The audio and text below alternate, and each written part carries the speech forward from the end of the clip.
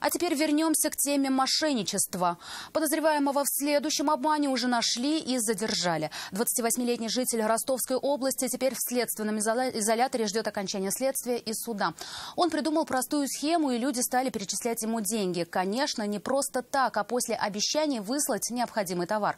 Деньги, как установили следователи, он получал, а своих обещаний не выполнял. При этом пытался сделать так, чтобы полицейские не смогли выйти на его след. Но, как убедился Рамиль Шайдулин, это не помогло. За что задержали?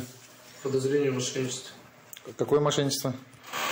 По продаже бумаги. Он хотел превратить обычную пищу бумагу в билеты Банка России. Даже ее отсутствие проблемой для мужчины не составляло. И, как установили полицейские, он на одном из сайтов разместил объявление о продаже офисной бумаги. Покупатель, житель села Урусу Итазинского района, откликнулся через пару дней. Хотел купить 240 пачек и перечислил предоплату 16 тысяч рублей. После чего продавец перестал выходить на связь, но получать деньги из воздуха ему, видимо, понравилось. Объявление он не убрал. И вскоре нашелся еще один покупатель. Следующий покупатель, житель Казани, засомневался в законности сделки и отменил ее, когда при переводе денежных средств обнаружил, что банковская карта принадлежит третьему лицу – бабушке злоумышленника. Мужчину задержали. Им оказался 28-летний житель Ростовской области. На него вышли именно через банковскую карту его бабушки. В отношении задержанного возбуждено уголовное дело по части 2 статьи 159 Уголовного кодекса Российской Федерации «Мошенничество» и части 3 статьи 30, части 2 статьи 159 Уголовного кодекса Российской Федерации